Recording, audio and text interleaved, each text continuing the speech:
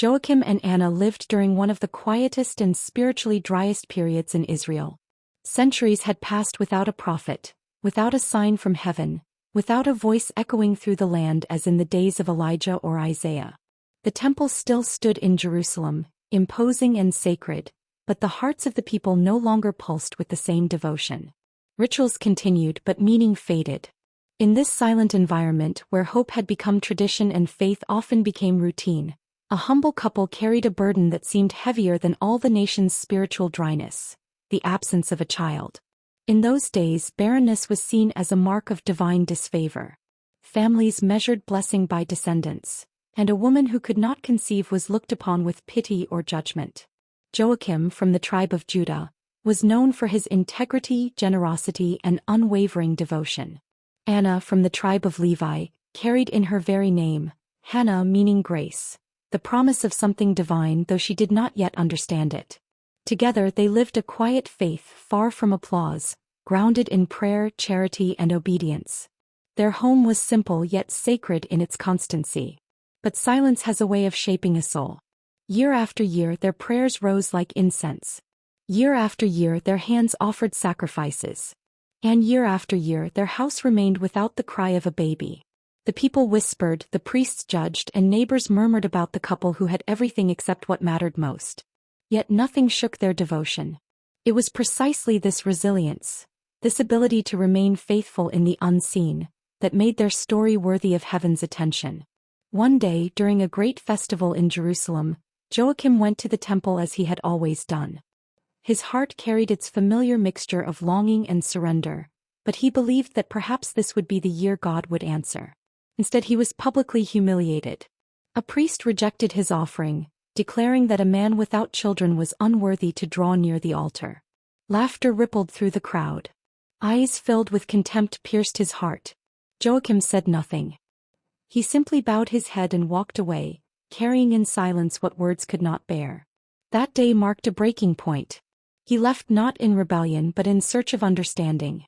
He walked into the wilderness, the place where so many had encountered God.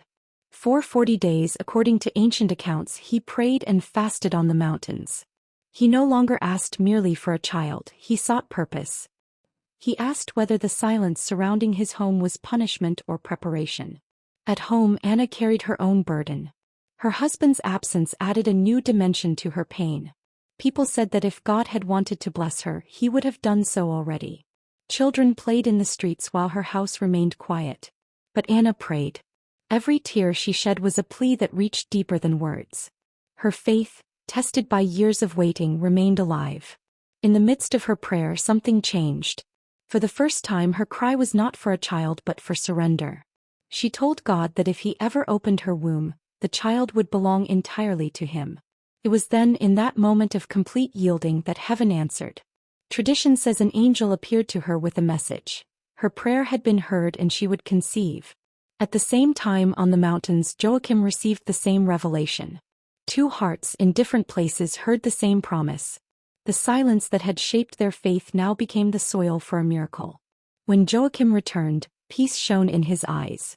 Anna saw in him the same certainty growing in her own heart. Soon the promise took flesh. The womb once weighed down by sorrow now carried life. Anna conceived a daughter, Mary, and when she did, everything shifted. The birth of Mary was not only the fulfillment of a personal dream, it was the unfolding of a plan prepared since ancient times. The womb the world had called barren became the first altar of grace before the arrival of the Savior.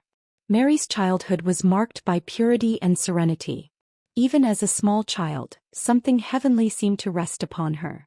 Joachim and Anna did not know the full extent of her destiny, but they sensed that she had been chosen for a purpose far beyond their understanding.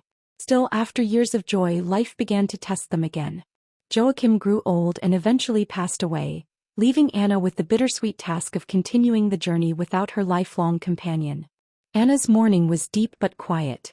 She grieved the loss of her husband, the man who had shared her prayers, tears, and hopes through years of waiting. Yet even in grief she sensed God's nearness. Mary was growing, and with her grew the mystery surrounding her life. And Anna began to understand that loving her daughter meant preparing to release her. Her motherhood was a gift, but not one meant for possession. It was a mission. When Mary was still young, Anna fulfilled the vow she had made before conceiving her. She took Mary to the temple and consecrated her entirely to the Lord. This surrender was not a gesture of loss but of worship. The tears she cried were no longer of pain but of reverence.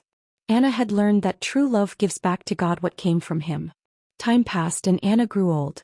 Her days were marked by quiet gratitude. Her life, which had begun in shame and waiting, ended in peace. Tradition says that her last breath was a silent prayer, one of thanks for having seen the beginning of God's promise. She did not live to see the full unfolding of Mary's destiny, but she had played her part faithfully. Centuries later, the legacy of Joachim and Anna would be remembered not through grand achievements but through their steadfast faith. Before the birth of the Messiah, before the angel visited Mary, before the world saw redemption, there was a couple who believed when everything around them remained silent. Their story teaches that God often begins His greatest works in the lives of those who persist in quiet faithfulness. Their waiting became worship. Their pain became purpose. Their silence became the cradle of salvation. Joachim and Anna's story is more than an ancient record. It is a testimony for all who wait for an answer that seems delayed, for all who pray without seeing results, for all who wonder whether God still hears. Their lives show that divine timing is never wasted. What seems like delay is often preparation. And while they begged for a child, heaven was preparing a mother. The womb once called barren brought forth the woman who would carry the Savior.